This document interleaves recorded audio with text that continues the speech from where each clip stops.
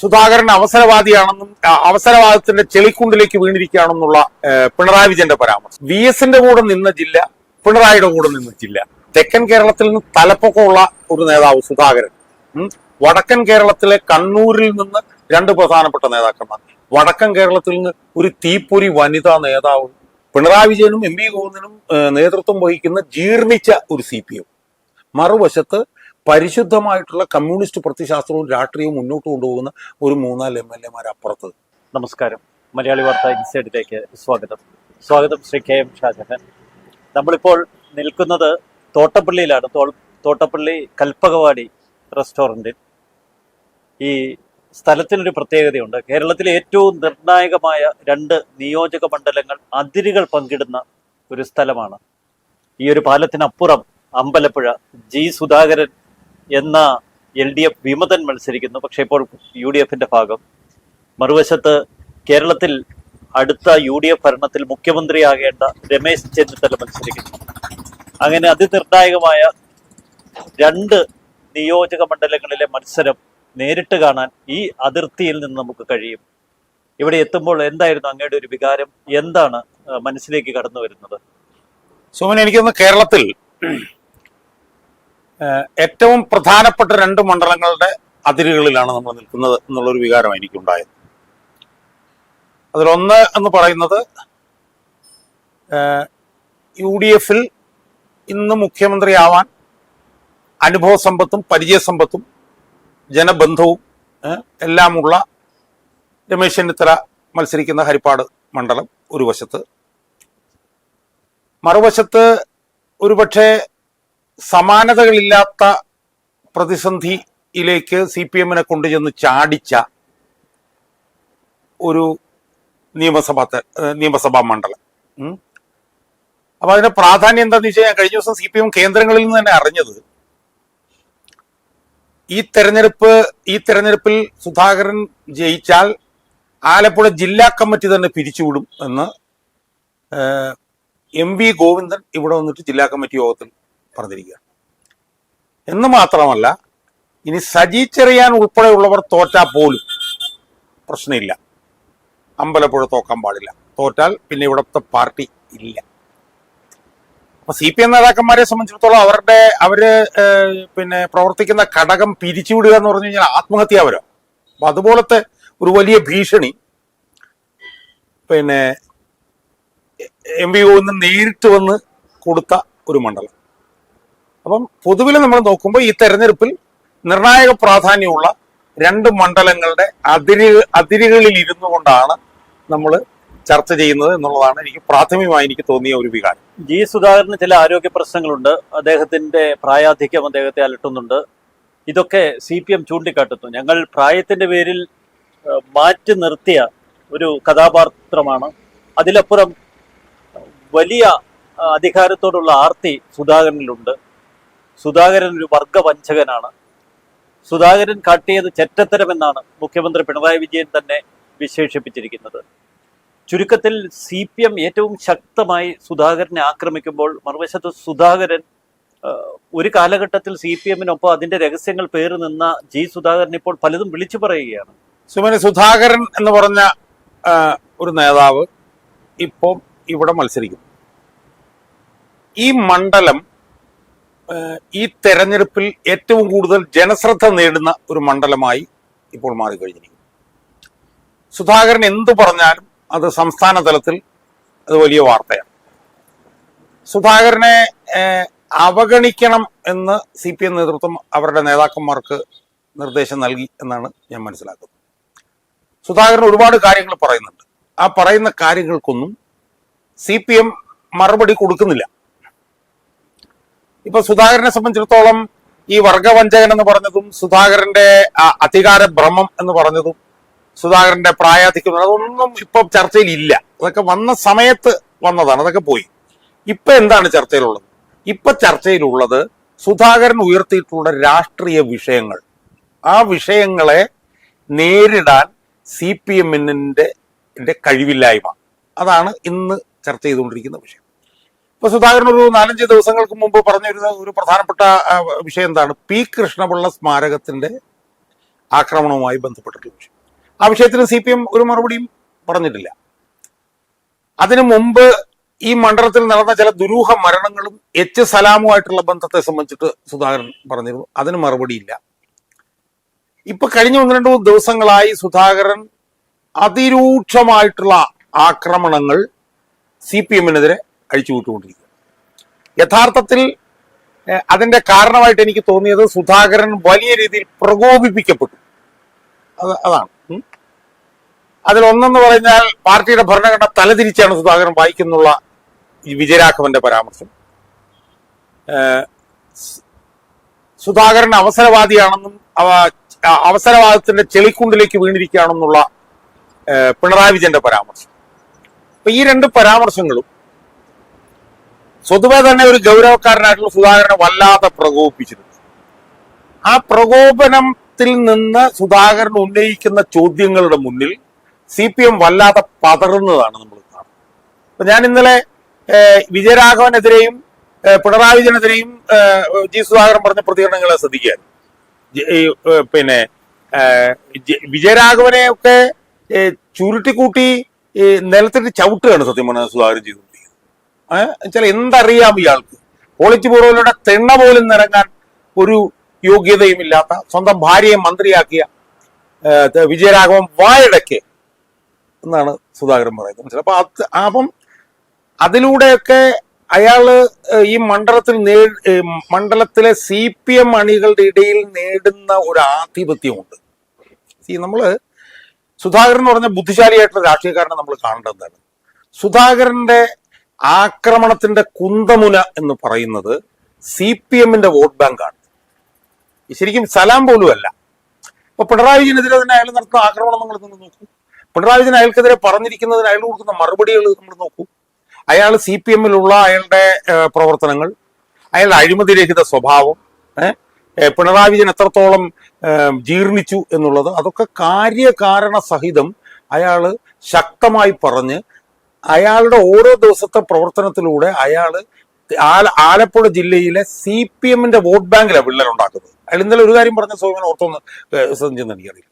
അയാൾ ഇന്നലെ പറഞ്ഞപ്പോൾ ഞാൻ പ്രസിദ്ധിച്ച ഒരു കാര്യം, 2 തല മൂർച്ചയുള്ള വാളാണ് ആലപ്പുഴ എന്ന് അയാൾ പറഞ്ഞു. ഉടനെ പത്രക്കാർ ചോദിച്ചാൽ എന്താന്ന് ചോദിച്ചു. അപ്പൊ എന്താ പറഞ്ഞു സൗമ്യൻ ശ്രദ്ധിച്ചാണ്.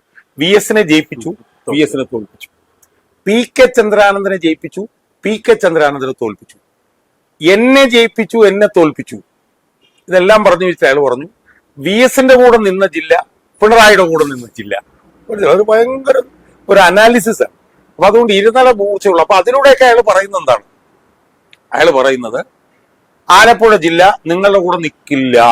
അമ്പലപ്പുഴ മണ്ഡലം എന്റെ കൂടെ നിൽക്കൂ എന്ന് പറഞ്ഞിട്ട് അയാള് CPM-ന്റെ അണികളിൽ വിള്ളൽ ഉണ്ടാക്കുകയും അയാളുടെ ആത്മധൈര്യം, നിങ്ങൾ ജയിക്കുമെന്നാണോ വിശ്വാസം? അത് വിശ്വാസമല്ല, ഞാൻ ജയിക്കും എന്ന് പറഞ്ഞുകൊണ്ട് അയാള് മർമ്മത്തടിച്ച് CPM-നെ വലിയ തോതിൽ അയാള് പ്രതിരോധത്തിലാക്കിയിരിക്കുകയാണെന്നുള്ളതാണ് ഇതുവരെയുള്ള അയാളുടെ തെരഞ്ഞെടുപ്പ് പ്രചരണത്തിൽ നിന്ന് നമുക്ക് മനസ്സിലാക്കാം. ഇവിടെ നിന്ന് ഒരു 500 മീറ്റർ നമ്മൾ അങ്ങോട്ട് കടക്കുമ്പോൾ അവിടെ ഒരു സ്പിൽവേ എന്നറിയപ്പെടുന്ന തോട്ടപ്പള്ളി സ്പിൽവേ ഉണ്ട്. അതിന്റെ ജോലി തന്നെ ഈ സ്പിൽവേയിലെ തോട്ടപ്പള്ളി കായലിലൂടെ വരുന്ന ബൈക്ക് വാട്ടറിലൂടെ വരുന്ന വെള്ളത്തെ തടഞ്ഞു നിർത്തുകയാണ്.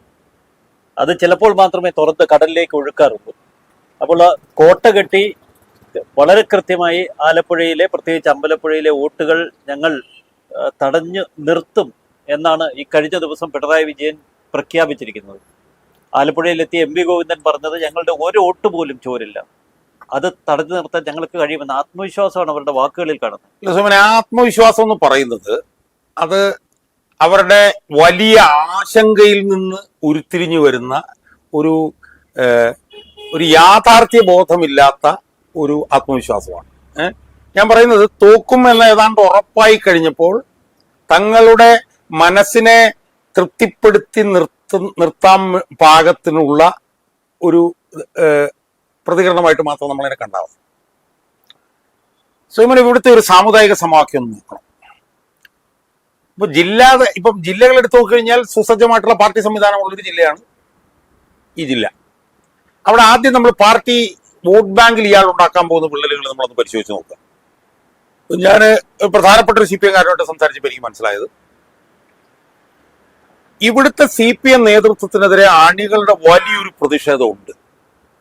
കാരണം ഇവിടുത്തെ CPM നേതൃത്വം എന്ന് പറഞ്ഞാൽ ഏറ്റവും ജീർണിച്ച ഒരു നേതൃത്വമാണെന്നുള്ള ബോധ്യം CPMന്റെ അണികളിൽ. കാരണം നേരത്തെ VS അച്യുതാനന്ദൻ മുതൽ G Sudhakaran, V Keshavan, TK Chandranandan മുതലായിട്ടുള്ള വലിയ തലപ്പൊക്കമുള്ള നേതാക്കന്മാരുടെ നിയന്ത്രണത്തിലുണ്ടായിരുന്ന ആ പാർട്ടി ഇന്ന് സജി ചെറിയാൻ അല്ലെങ്കിൽ AM ആരിഫ് അല്ലെങ്കിൽ R നാസർ മുതലായിട്ടുള്ള വളരെ സബ്സ്റ്റാൻഡേർഡ് ആയിട്ടുള്ള ഒരു നേതൃത്വത്തിന് കീഴിലാണ് ആലപ്പുഴയിലെ പാർട്ടി. അപ്പൊ സ്വതവേ തന്നെ ആലപ്പുഴയിലെ പാർട്ടിയിൽ ആലപ്പുഴയിലെ നേതൃത്വത്തിനെതിരായിട്ട് വലിയൊരു രോഷവും പ്രതിഷേധവും ഉണ്ട്. പക്ഷെ അതൊരു സ്പെൻഡ് ഫോഴ്സ് ആയിട്ട് നിൽക്കാൻ കാരണം എന്താണെന്ന് ചോദിച്ചു കഴിഞ്ഞാൽ ആ എതിർപ്പുകളെ ധ്രുവീകരിക്കാനുള്ള ഒരു നേതൃത്വം ഇപ്പുറത്തില്ലായിരുന്നു എന്നുള്ളതാണ്. ആ എതിർപ്പ് ധ്രുവീകരിക്കാൻ ഏറ്റവും കൂടുതൽ കഴിയുന്ന തലപ്പൊക്കമുള്ള ഒരു നേതാവാണ് G സുധാകരൻ. നമ്മൾ എന്തൊക്കെ പറഞ്ഞാലും G സുധാകരന്റെ 43 വർഷത്തെ CPMനകത്തുള്ള ചരിത്രത്തിൽ ഒരു അഴിമതിയുടെ ഒരു ചെറിയൊരു ഒരു പാട് പോലും അയാളുടെ ശരീരത്തിൽ ആരോപിക്കാൻ അയാളുടെ ശത്രുക്കൾക്ക് പോലും കഴിയില്ല. ഇപ്പൊ CPMകാർ ഇപ്പൊ പിണറായി വിജയൻ മുതലുള്ളവരും ഒക്കെ തന്നെ അയാൾ അവസരവാദിയാണെന്നും അധികാരഭ്രാന്തനാണെന്നും അഴിമതിയുടെ ചെളിക്കുണ്ട് അവസരവാദത്തിന്റെ ചെളിക്കുണ്ടിലൊക്കെ വീഴുമെന്ന് പറയുമ്പോഴും അഴിമതി എന്ന് പറയുന്ന ഒരു സാധനം അയാൾക്കെതിരെ ആരോപിക്കാൻ വേണ്ടിയിട്ട് കഴിയുന്നില്ല. അഴിമതിയില്ല, ലഹരിക്കെതിരെ എക്കാലത്തും നിലപാടെടുത്തിട്ടുണ്ട്, പാർട്ടിയുടെ ജീർണതയ്ക്കെതിരെ പലപ്പോഴും ശബ്ദമുയർത്തിയിട്ടുണ്ട്, അധികാരപ്രാപ്തിനെതിരെ ശബ്ദമുയർത്തിയിട്ടുണ്ട്, പാർട്ടി കോർപ്പറേറ്റ് വൽക്കരിക്കുന്നതിനെതിരെ G സുധാകരൻ പലപ്പോഴും ഉൾപാർട്ടി പ്രശ്നങ്ങൾ ഉണ്ടാക്കിയിട്ടുണ്ട്. 10 വർഷം മന്ത്രിയായിട്ടിരുന്നു. ആ മന്ത്രിയായിട്ടിരുന്നതിൽ 5 വർഷം എന്ന് പറഞ്ഞാൽ ഏറ്റവും കൂടുതൽ അഴിമതി സാധ്യതയുള്ള പൊതുമരാമത്ത് വകുപ്പിലാണ് മന്ത്രിയായിട്ടിരുന്നത്. ഇപ്പൊ പൊതുമരാമത്തും ഊരാളുങ്കലുമായിട്ട് ബന്ധപ്പെട്ടിട്ടാണ് ഊരാളുങ്കലാണ് പൊതുമരാമത്ത് വകുപ്പിനെ നിയന്ത്രിക്കുന്ന എന്നുള്ള നിലയിലുള്ള ആരോപണങ്ങൾ ഇപ്പോൾ ഉണ്ട്. പക്ഷെ സുധാകരൻ ഇരുന്ന 5 വർഷം ഊരാളുങ്ങളെ കുറിച്ച് ഒരു വാക്ക് നമ്മൾ കേട്ടിട്ടില്ല. അതുപോലെ തന്നെ ആദ്യ തവണയായിരുന്നു ദേവസ്വം മന്ത്രിയായിരുന്നു, ആ സമയത്തും ഒരു സാധനം കേട്ടിട്ടില്ല. അപ്പൊ സ്വാഭാവികമായും എന്നോടൊരു CPM നേതാവ് പറഞ്ഞു, സ്വാഭാവികമായും ഇവിടുത്തെ ജീർണിച്ച നേതൃത്വത്തിനെതിരെ ഒരു 10-15% വോട്ട് സുധാകരന് കിട്ടും. രണ്ടാമത്തെ പ്രധാനപ്പെട്ട പ്രശ്നം എന്ന് പറയുന്നത് ഇവിടുത്തെ സ്ഥാനാർത്ഥിയും കൂടെ ആയതുകൊണ്ട് ഒരു 10-15% വോട്ട് കൂടെ കിട്ടും. ഇതാണ് എന്നോട് CPMന്റെ ഒരു നേതാവ് തന്നെ പറഞ്ഞത്. അങ്ങ് പറയുന്നത് പൂർണ്ണമായി ശ്രദ്ധിക്കുമ്പോൾ ഒരു കാര്യം UDF നേതാക്കൾക്ക് ബോധ്യം വരും. കാരണം UDF ഉയർത്തേണ്ട ഒട്ടുമിക്ക വിഷയങ്ങളും ഇപ്പോൾ CPMനുള്ളിൽ പോലും ഒരു കോളിളക്കമുണ്ടാക്കി പൊതുസമൂഹത്തിന് മുന്നിൽ അവതരിപ്പിക്കുന്നത് G സുധാകരൻ, PV കുഞ്ഞികൃഷ്ണൻ, നമുക്കറിയാം TK ഗോവിന്ദൻ തുടങ്ങിയ CPMനുള്ളിൽ നിന്ന് പുറത്തേക്കിറങ്ങിയ വൻ നേതാക്കളാണ്. അത് വലിയ ഒരു പ്രശ്നമല്ലേ പാർട്ടിയിൽ സൃഷ്ടിക്കുന്നത്? ഞാൻ പറയുന്നത്, ഞാനത് കുറച്ചുകൂടെ എക്സ്റ്റെൻഡ് ചെയ്യാം. ഈ തെരഞ്ഞെടുപ്പിലെ ഏറ്റവും പ്രധാനപ്പെട്ട വിഷയം CPMന്റെ ജീർണതയാണ്. ആ ജീർണത സ്വയമം പറഞ്ഞതുപോലെ ഈ V കുഞ്ഞികൃഷ്ണനും ഈ TK ഗോവിന്ദനും സുധാകരനെ പോലുള്ള ആളുകൾ ആണ് മെയിൻ സ്ട്രീമിലേക്ക് അത് കൊണ്ടുവന്നത്. അതോടൊപ്പം തന്നെ CPM വിമതരായി പ്രവർത്തിക്കുന്ന ഈ പാവപ്പെട്ട ഞാൻ, ഉമേഷ് ബാബു, ഇതുപോലുള്ള ആളുകൾ കുറെ കാലമായിട്ട് നടത്തുന്ന സമരങ്ങളുണ്ട്.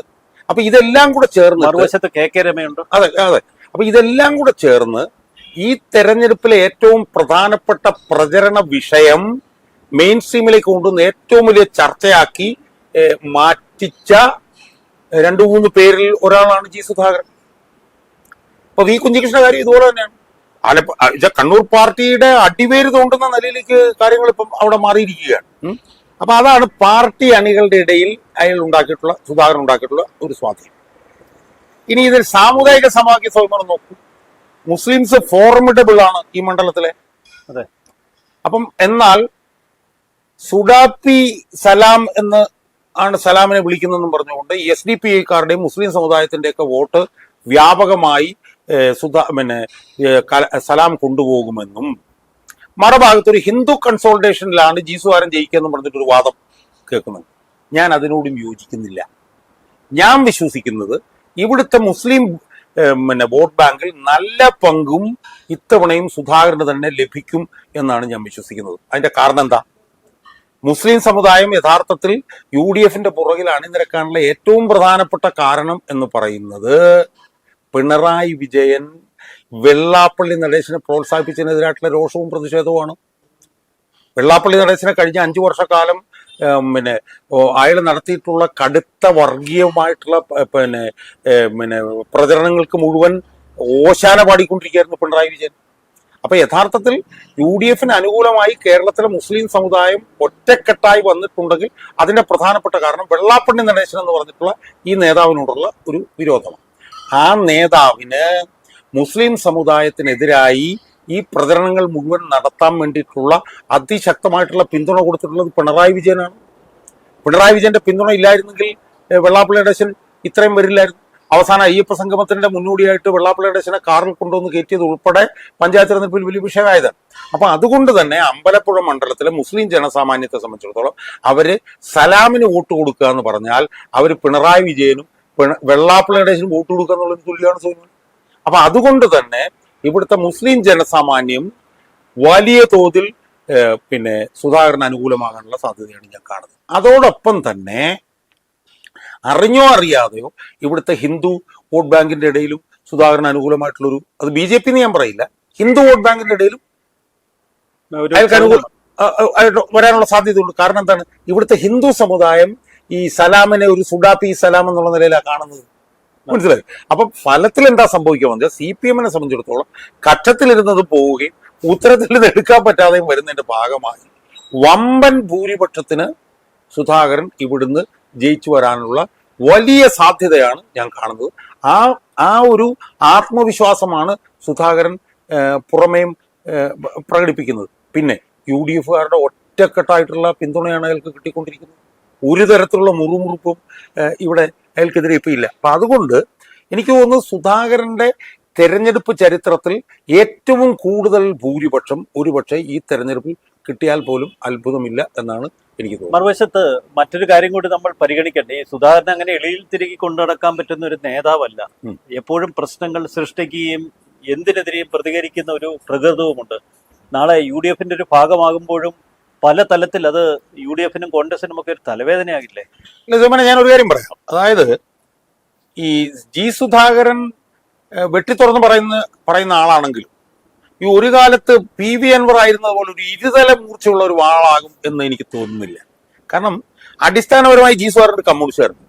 ഈ കമ്മ്യൂണിസ്റ്റുകാരെ സംബന്ധിച്ചിടത്തോളം അവരുടെ ശത്രുക്കളെ സംബന്ധിച്ച് അവർക്കൊരു മുൻഗണനാക്രമമുണ്ട്. അവർ ഇടവും വലവും തിരിഞ്ഞിട്ട് അവിടെ നിൽക്കുന്നവരും ഇവിടെ നിൽക്കുന്നവരൊന്നും ഒരുമിച്ച് വെട്ടില്ല. അവർ മനസ്സിലായോ? അവർക്കൊരു മുൻഗണനയുണ്ട്. സുധാകരനെ സംബന്ധിച്ചിടത്തോളം ഇപ്പോഴത്തെ മുൻഗണന എന്താണ്? മുൻഗണന എന്ന് പറഞ്ഞാൽ CPM ജീർണിച്ച നേതൃത്വമാണ്. അവിടെ സുധാകരൻ കാണുന്ന വലിയൊരു ഭാവി സാധ്യത എന്താണ്? പ്രായം എതിരാണെങ്കിൽ പോലും നാളെ ഇപ്പോഴത്തെ ജീർണിച്ച CPM ബദലായിട്ടുള്ളൊരു കമ്മ്യൂണിസ്റ്റ് പ്രസ്ഥാനത്തിന്റെ ഒരു നേതൃസ്ഥാനവും സുധാകരൻ മുൻകൂട്ടി കാണുന്നുണ്ടാവുമെന്ന് വളരെ കൗശലക്കാരനായിട്ടുള്ളൊരു സുധാകരനെ നമ്മൾ നിരീക്ഷിക്കുമ്പോൾ നമുക്ക് കാണാൻ കഴിയും. അതുകൊണ്ട് തന്നെ ഹ്രസ്വകാല ഭാവിയിൽ സുധാകരൻ UDFന് ഒരു ബാധ്യതയല്ല, ഒരു ആസ്തിയായിരിക്കും എന്നാണ് എനിക്ക് വിശ്വസിക്കാൻ പോകുന്നത്. ഇപ്പൊ ഉദാഹരണത്തിന് സ്വയംഭരണം ആലോചിച്ച് നോക്കൂ. ഇപ്പൊ കുഞ്ഞികൃഷ്ണനും TK ഗോവിന്ദനും ഒക്കെ ജയിക്കാനുള്ള സാധ്യതകൾ നമുക്ക് തള്ളിക്കളയാൻ പറ്റില്ല. PK ശശിയുടെ കാര്യം എനിക്കറിയില്ല. ഇപ്പൊ കുഞ്ഞികൃഷ്ണനും TK ഗോവിന്ദനും G സുധാകരനും കൂടെ ഒന്ന് ജയിക്കുന്ന ഒരു സാഹചര്യം വന്നു കഴിഞ്ഞാൽ ആ 3 പേരിൽ വെച്ച് ഏറ്റവും തലപ്പൊക്കമുള്ള ആളും ഏറ്റവും ദീർഘകാലം കമ്മ്യൂണിസ്റ്റ് പാർട്ടി പ്രവർത്തിച്ചിട്ടുള്ള ആളും അതിലുപരി തെക്കൻ കേരളത്തിന്റെ ഒരു പ്രതിനിധിയും കൂടിയാണ് G സുധാകരൻ. അതുകൊണ്ട് നാളെ ഇന്നത്തെ ജീർണിച്ച CPM ബദലായി ഒരു കമ്മ്യൂണിസ്റ്റ് പ്രസ്ഥാനം ഇവിടെ വന്നാൽ അതിന്റെ ലീഡർഷിപ്പിലെ നാച്ചുറൽ ചോയ്സ് ആണ് G സുധാകരൻ. അതുകൊണ്ട് തന്നെ ഒരു കാരണവശാലും G സുധാകരൻ UDFന് ഒരു ബാധ്യതയാവുമെന്ന് എനിക്ക് തോന്നുന്നില്ല. എന്ന് മാത്രമല്ല UDFിൽ നിന്ന് ജയിച്ചു വരാൻ പോകുന്ന ഏറ്റവും സീനിയർ മോസ്റ്റ് ആയിട്ടുള്ള അഴിമതി വിരുദ്ധനായിട്ടുള്ള ഒരു നേതാവാണ് G സുധാകരൻ എന്നുള്ളത് കൊണ്ട് UDFന് G സുധാകരനെ മന്ത്രിയാക്കേണ്ടി വരുമെന്നാണ് ഞാൻ വിശ്വസിക്കുന്നത്. ഒരുപക്ഷെ കേരളത്തിൽ നടന്ന ചർച്ചകളിൽ ഏറ്റവും ക്ലാരിറ്റിയോടുകൂടി സുധാകരൻ എങ്ങനെയായിരിക്കും UDFിൽ കടന്നു വരുമ്പോൾ അദ്ദേഹം പ്രവർത്തിക്കുക എന്നതിനെ കുറിച്ച് അങ്ങൊരു വ്യക്തത നൽകിയിരിക്കുന്നു. ഇവിടെ മറ്റൊരു കാര്യം കൂടി, അപ്പോൾ അധികാരം കിട്ടുന്ന G സുധാകരനായിരിക്കില്ലേ CPM സംബന്ധിച്ച് ഇനി ഏറ്റവും അപകടകാരി? സ്വയംഭരണം ആലോചിച്ച് നോക്കൂ. അവിടെ CPM ആശയപരമായി മാത്രമല്ല നിയമപരമായുള്ള നടപടികളിലേക്ക് G സുധാകരൻ നിർബന്ധിക്കില്ല UDFനെ. സ്വയംഭരണം ആലോചിച്ച് നോക്കൂ. CPM ഏറ്റവും കൂടുതൽ ഭീഷണി നേരിടുന്ന എവിടെയാണ്?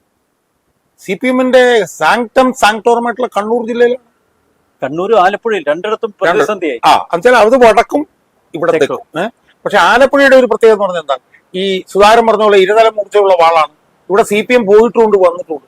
പക്ഷെ കണ്ണൂർ അങ്ങനെയല്ല. 50 വർഷമായിട്ട് CPM പോയിട്ടില്ല. 50 വർഷമായിട്ട് CPM UDF ജയിച്ചാലും LDF ജയിച്ചാലും 6-7 മണ്ഡലങ്ങളിൽ അവിടെ ജയിച്ചുകൊണ്ടിരിക്കുകയാണ്. അവിടെ ഇപ്പൊ 2-3 മണ്ഡലങ്ങളിൽ മാത്രമാണ് പ്രശ്നമില്ല, ബാക്കി എല്ലാ മണ്ഡലങ്ങളിലും പ്രശ്നമാണ്. അപ്പൊ സ്വാഭാവികമായും നാളെ ഒരു 2 MLA-മാർ അവിടെ നിന്ന് വരികയും അവരുടെ നേതൃത്വത്തിൽ സുധാകരൻ ഇവിടെ നിൽക്കുകയും കൂടെ ചെയ്യുന്നു എന്ന് വിചാരിക്കുക. സ്വാഭാവികമായും അതിന്റെ കൂട്ടത്തിൽ കൂടാൻ കേക്കരമയ്ക്ക് ഒരു ബുദ്ധിമുട്ടുമില്ല. അപ്പൊ എന്താ സംഭവിക്കുക? തെക്കൻ കേരളത്തിൽ നിന്ന് തലപ്പൊക്കമുള്ള ഒരു നേതാവ് സുധാകരൻ, വടക്കൻ കേരളത്തിലെ കണ്ണൂരിൽ നിന്ന് 2 പ്രധാനപ്പെട്ട നേതാക്കന്മാർ, വടക്കൻ കേരളത്തിൽ നിന്ന് ഒരു തീപ്പൊരി വനിതാ നേതാവ്, ഈ 4 പേരും കൂടെ ചേർന്നാൽ ഒരുപക്ഷെ പൊട്ടിപ്പൊളിയുന്ന CPM ചിലപ്പം നാളെ ഈ CPM ഇവരുടേതായി മാറിയാൽ പോലും അത്ഭുതപ്പെടാനില്ല സോമാൻ. കാരണം ഈ 4 പേരും കൂടെ നേതൃത്വം കൊടുത്തു കഴിഞ്ഞാലുണ്ടല്ലോ, ഒരു സംശയം വേണ്ട, എല്ലാ ജില്ലകളിൽ നിന്നും വലിയ ഒഴുക്ക് ഇതിനകത്തേക്ക് ഉണ്ടാകാനുള്ള സാധ്യത തള്ളിക്കളയാൻ പറ്റില്ല. ഒരേ ഒരു MP ഗോവിന്ദൻ മാത്രം, മറ്റൊരു നേതാവില്ല. പിന്നീട് വളർന്നു വരുന്നത് M സ്വരാജ്, രാജീവിനെ പോലെയുള്ള നേതാക്കൾ. സോയ്മൻ ഇപ്പം ഇവരിലേക്ക് പോകണ്ട. സോയ്മൻ പിണറായി വിജയനെ MP ഗോവിന്ദനെയും മാത്രം എടുക്കുക. ഇപ്പം അടുത്ത തെരഞ്ഞെടുപ്പിൽ ദയനീയമായി തോറ്റാൽ പിണറായി വിജയന്റെ അവസ്ഥ എന്തായിരിക്കും സോയ്മൻ ആലോചിച്ചു? പിണറായി വിജയൻ ചിലപ്പോൾ ഇന്ത്യയിൽ തന്നെ നിൽക്കുമോ എന്നുള്ള കാര്യം പോലും നമുക്ക് പ്രതിപക്ഷ നേതൃസ്ഥാനം പോലും ഏറ്റെടുക്കില്ല, സാധ്യത കുറവാണ്. അപ്പൊ പ്രതിപക്ഷ നേതൃസ്ഥാനം എന്ന് മാത്രമല്ല, പിണറായി വിജയൻ ഒരു അതിരൂക്ഷമായിട്ടുള്ള എതിർപ്പുകൾ വരും. കാരണം ദയനീയമായിട്ടുള്ള പരാജയം ഉണ്ടായിക്കഴിഞ്ഞാൽ അതിന്റെ ഏക ഉത്തരവാദി പിണറായി വിജയൻ ആയിരിക്കുമല്ലോ. അപ്പൊ സ്വാഭാവികമായും ആ സ്ഥാനം ഒഴിയും. ആ സ്ഥാനം ഒഴിഞ്ഞു കഴിയുമ്പോൾ തന്നെ അവിടെ അടപടലം അടിയായിരിക്കും. അടുത്ത ആരാണെന്നുള്ളത് 1. 2, പാർട്ടി സെക്രട്ടറിയുടെ അവസ്ഥ അതിനേക്കാൾ ദയനീയമല്ലേ? തളിപ്പറമ്പ് മണ്ഡലത്തിൽ സ്വന്തം ഭാര്യ തോറ്റു കഴിഞ്ഞാൽ 1 മിനിറ്റ് MP ഗോവിന്ദൻ അവിടെ ഇരിക്കാൻ പറ്റുമോ? മനസ്സിലായി. അപ്പം CPM തോറ്റാൽ ഒരു വശത്ത് അവർ നേരിടാൻ പോകുന്ന അത്യഭൂതപൂർവമായിട്ടുള്ള പ്രതിസന്ധി, മറുവശത്ത് CPM-ൽ നിന്ന് തന്നെ 2-3 MLA-മാർ അപ്പുറത്ത് എന്ന് പറയുന്ന ഒരു വലിയ സമവാക്യമാണ് ഉണ്ടാവുന്നത്. പിണറായി വിജയനും MP ഗോവിന്ദനും നേതൃത്വം വഹിക്കുന്ന ജീർണിച്ച ഒരു CPM, മറുവശത്ത് പരിശുദ്ധമായിട്ടുള്ള കമ്മ്യൂണിസ്റ്റ് പ്രത്യശാസ്ത്രവും രാഷ്ട്രീയവും മുന്നോട്ട് കൊണ്ടുപോകുന്ന ഒരു 3-4 MLA-മാർ അപ്പുറത്ത്. അപ്പൊ അതുകൊണ്ട് തെരഞ്ഞെടുപ്പിന് ശേഷം എനിക്ക് തോന്നുന്നു കേരളത്തിൽ ഏറ്റവും കൂടുതൽ ചർച്ചയാവാൻ പോകുന്നത് UDF സർക്കാർ വന്നു എന്നതിനേക്കാൾ പ്രാധാന്യത്തോടെ ചർച്ചയാവാൻ പോകുന്നത് CPM-നകത്ത് ഉണ്ടാകാൻ പോകുന്ന വലിയ തോതിലുള്ള ഒരു ചേണിങ്ങും. ഇപ്പം ഞാൻ പറയും, ഇപ്പം കുഞ്ഞികൃഷ്ണ പുസ്തകത്തിന്റെ തലവാചകം എന്ന് പറഞ്ഞതാണ് അണികൾ നേതൃത്വത്തെ തിരുത്തണം. യഥാർത്ഥത്തിൽ ഇപ്പോൾ അതാണ് സംഭവിച്ചുകൊണ്ടിരിക്കുന്നത്. തെരഞ്ഞെടുപ്പ് കഴിഞ്ഞാൽ എന്താ സംഭവിക്കുന്നത്? അത് നടപ്പിലാവുകയാണ് ചെയ്യുന്നത്. അണികൾ നേതൃത്വത്തെ തിരുത്തുന്നതുകൊണ്ടാണ് ഈ MLA-മാര് ഉണ്ടാവുന്നത്. അപ്പൊ അതുകൊണ്ട് CPM എന്ന് പറഞ്ഞ പാർട്ടിയിലെ അണികളിൽ ഭൂരിപക്ഷവും നാളെ ഈ ജയിച്ചു വരുന്ന നേതാക്കന്മാരുടെ പുറകിൽ അണിനിരന്നാൽ പോലും അത്ഭുതമില്ല എന്നുള്ള നിലയിലേക്കാണ് കാര്യങ്ങൾ പോയിക്കൊണ്ടിരിക്കുന്നത്. 2026 തെരഞ്ഞെടുപ്പിൽ കേരളത്തിലെ കോൺഗ്രസ് തോൽക്കുമെന്നും കോൺഗ്രസ് നേതാക്കൾ BJP-യിലേക്ക് ചേക്കേറി വരേണ്ടി വരുമെന്നും നേരത്തെ മുന്നറിയിപ്പ് നൽകിയ പിണറായി വിജയന് അതേ അവസ്ഥ നേരിടേണ്ടി വരുന്ന ഒരു വിരുദ്ധ കാഴ്ചയാണ്. സോമനം 100%. സോമനം ഇപ്പൊ LDF UDF നോക്കൂ. UDF എന്ന് പറഞ്ഞാൽ UDF സമം തമ്മിലടി. ഇത് ഒരു 10-25 വർഷമായിട്ട് നമ്മൾ കേൾക്കുന്ന ഒരു മുദ്രാവാക്യം. പക്ഷെ ഇന്ന് സോമനം നോക്കൂ, ഒരു വിമതനെ നിങ്ങൾക്ക് അതിനകത്ത് കാണിക്കാൻ പറ്റും എന്ന് പറഞ്ഞാൽ, ഞാനത് പറയുന്നതിന്റെ പ്രാധാന്യം എന്ന് വെച്ചാൽ സീറ്റ് കിട്ടാത്ത 1 ഡസൻ സീനിയർ നേതാക്കന്മാരെങ്കിലും ഇതിനകത്തുണ്ട്. ആ നേതാക്കന്മാരിൽ ഒരാൾ പോലും അവർക്ക് അസംതൃപ്തിയും ആശങ്കയും മുറുമുറുപ്പൊക്കെ ഉണ്ടെങ്കിലും അവര് UDF-നെ തോൽപ്പിക്കാൻ വേണ്ടി പ്രവർത്തിക്കുന്നില്ല. സാധാരണഗതിയിൽ ഒരു നിയമസഭാ തെരഞ്ഞെടുപ്പിലൊക്കെ UDF-നകത്ത് അടപടലം പ്രശ്നങ്ങളാണ് നമ്മൾ കേട്ടിട്ടുള്ളത്. പക്ഷെ ഇവിടെ അതില്ല. മറുവശത്ത് CPM-നകത്ത് വലിയ തോതിലുള്ള ആശങ്കകളും അസ്വസ്ഥതകളും. ഇപ്പം ഈ തെരഞ്ഞെടുപ്പുമായി ബന്ധപ്പെട്ട് നമ്മൾ നോക്കിയേ, Kunhikrishnan, TK Govindan, PK Sasi, G Sudhakaran, Aisha Potti, പിന്നെ S രാജേന്ദ്രൻ, K അജിത്ത്, പിന്നെ എന്താണ് PP മുകുന്ദൻ, പിന്നെ ആരാ, പിന്നെ പേരുകൾ ഞാൻ ഓർക്കുന്നു. ഇത്രയും പേര് പോയിരിക്കുകയാണ്. അല്ല, അവർ പോവുക മാത്രമല്ല, തൊട്ടപ്പുറത്തെ FM മണി, നമ്മുടെ കോട്ടയത്തെ സുരേഷ് കുമാർ തുടങ്ങിയവർ അത് വേറെ ഉള്ളത് അകത്ത്. അതെ. പക്ഷെ നമ്മൾ കാണേണ്ട എന്താണ്, ഇവിടെ എന്താ പറഞ്ഞുകൊണ്ടിരുന്നത്? ഇവിടെ പറഞ്ഞുകൊണ്ടിരുന്നത് ഇന്ന് കോൺഗ്രസ് നാളെ BJP. അതെ, ഇതായിരുന്നല്ലോ ഇവിടുത്തെ പ്രചരണം. പിണറായി വിജയനൊക്കെ നിരന്തരം പറഞ്ഞിട്ടുണ്ട് കോൺഗ്രസ് എന്ന് പറഞ്ഞാൽ BJP-യുടെ B ടീം എന്ന് പറഞ്ഞ് വടക്കേ ഇന്ത്യയിലെ കുറെ ഉദാഹരണങ്ങളും കാര്യങ്ങളും കണ്ട് കാണിച്ചു. പക്ഷെ കേരളത്തിലെ അവസ്ഥ എന്താ? കേരളത്തിൽ CPM-ൽ നിന്ന് പോയിട്ടുള്ളവർ എങ്ങോട്ടാണ് പോയിട്ടുള്ളത്? K അജിത്ത് എങ്ങോട്ടാണ് പോയിട്ടുള്ളത്? മുകുന്ദൻ എങ്ങോട്ടാണ് പോയിട്ടുള്ളത്? രാജേന്ദ്രൻ എങ്ങോട്ടാണ് പോയിട്ടുള്ളത്? അപ്പൊ കേരളത്തിൽ യഥാർത്ഥത്തിൽ CPM-ന്റെ B ടീമായിട്ട് BJP മാറിയിരിക്കുകയാണ്. മനസ്സിലായി. അപ്പം നമ്മൾ കണ്ട് ശീലിച്ച കാര്യങ്ങളെല്ലാം തെറ്റാണെന്നും പുതിയ ചില അധ്യായങ്ങൾ തുറക്കുകയാണ് എന്നുമാണ് നമുക്കിപ്പോൾ കാണാൻ കഴിയുന്നത്. CPM-നകത്തും കോൺഗ്രസിനകത്തും ഉണ്ടാകുന്ന ചേണിങ്ങുകൾ എന്ന് പറയുന്നത് വളരെ പ്രോത്സാഹജനകമാണ് എന്നാണ് നമുക്ക് മനസ്സിലാക്കാൻ കാണുന്നത്. ഞാൻ ഈ മണ്ഡലത്തിലേക്ക് വന്ന ഈ മണ്ഡലത്തിലൊരു ആംബിയൻസ് നോക്കുമ്പോൾ നമുക്ക് കാണാൻ കഴിയുന്നുണ്ട് സുഹൈമനെ, കാണാൻ കഴിയുന്ന ഏറ്റവും പ്രധാനപ്പെട്ട കാര്യം എന്ന് പറഞ്ഞാൽ എന്താ, ഇടതുപക്ഷ പ്രവർത്തകരുടെ ഇടയിലുള്ള ഒരു നിസ്സംഗത, ഇടതുപക്ഷ പ്രവർത്തകരുടെ ഇടയിലുള്ള ഒരു നിർജീവത. ഇപ്പൊ നമ്മൾ റോഡിൽ കൂടെ ഒക്കെ പോകുമ്പോൾ തന്നെ ഈ ബോർഡുകൾ, ബാനറുകൾ ഇതൊക്കെ നോക്കുമ്പോൾ അതിൽ നിന്ന് തന്നെ വളരെ പ്രകടനം. ഇപ്പൊ കായംകുളം മണ്ഡലം കടന്നാ ഞാൻ ഇങ്ങോട്ട് വന്നത്. പ്രതിഭാഹരിയും M ലിജുവുമാണ് അവിടെ ലിജുവാണ് പരസ്യ പ്രചരണത്തിന്റെ രംഗത്ത് പോലും, ഈ ബോർഡുകളുടെ രംഗത്ത് പോലും അയാളാണ് മുന്നിൽ നിൽക്കുന്നത്. കാരണം ഇത് CPM-ന്റെ അണികളുടെ ഇടയിലുള്ള നിർജീവതയാണ്. എന്താ കാര്യം, ഞാൻ കണ്ണൂടിയുമ്പോൾ ഒറ്റ കാര്യം അദ്ദേഹം, അതായത് CPM-ന്റെ പ്രവർത്തകര് ഏറ്റവും വലിയ വിപ്ലവ പ്രവർത്തനമായി കാണുന്നത് ഈ ഗവൺമെന്റിനെ താഴെ ഇറക്കുന്നത്. അതിലേക്ക് കാര്യങ്ങൾ എത്തി. കാരണം അങ്ങനെ താഴെ ഇറക്കിയാലേ 5 വർഷം കഴിയുമ്പോഴെങ്കിലും ഇത് തിരിച്ചു വരുന്നതിനെ കുറിച്ച് അവർക്ക് ആലോചിക്കാൻ പറ്റുള്ളൂ. അതാണ് ഇവിടെ നടന്നുകൊണ്ടിരിക്കുന്നത്, മനസ്സിലായി. അപ്പൊ അതിൽ നിന്ന് ഇപ്പം അവസാനമായിട്ട് എനിക്കൊരു കാര്യം ഇവിടെ പറയാനുള്ളത് വെച്ചാൽ UDF എന്ന് പറഞ്ഞൊരു സംവിധാനം ഒരു വലിയ ഭാഗ്യം ചെയ്ത സംവിധാനം. ഓരോ തെരഞ്ഞെടുപ്പിലും ഒന്നും ചെയ്യണ്ട, മണ്ണും ചാരി എന്നവൻ പെണ്ണും കൊണ്ട് പോയി പറഞ്ഞതുപോലെ 2019 യുവതി പ്രവേശം വന്നു, പുല്ലുപോലെ ചെയ്തു. 2026 പിണറായി വിരുദ്ധത വന്നു, പുല്ലുപോലെ ലോക്സഭാ തെരഞ്ഞെടുപ്പ് ജയിച്ചു. ഇപ്പോഴും യഥാർത്ഥത്തിൽ UDF-ന് വേണ്ടി പ്രചരണം നടത്തുന്നത് V കുഞ്ഞികൃഷ്ണൻ മുതൽ KM ഷാജാനും പിന്നെ ഉമേഷ് ബാബും പോലുള്ള ആളുകളാണ്. പിന്നെ വഴിയുള്ള ഫ്ലെക്സ് വെച്ച് LDF സഹായിക്കുന്നു, CPM സഹായിക്കുന്നു. ഇപ്പൊ പിണറായി വിജയന്റെ മോന്ത my face my full figure എന്ന് പറഞ്ഞതുപോലെ.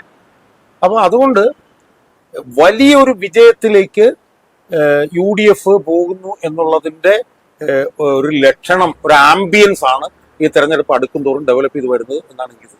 തീർച്ചയായിട്ടും വളരെ നന്ദി ശ്രീ KM ഷാജഹാൻ. നന്ദി, നമസ്കാരം.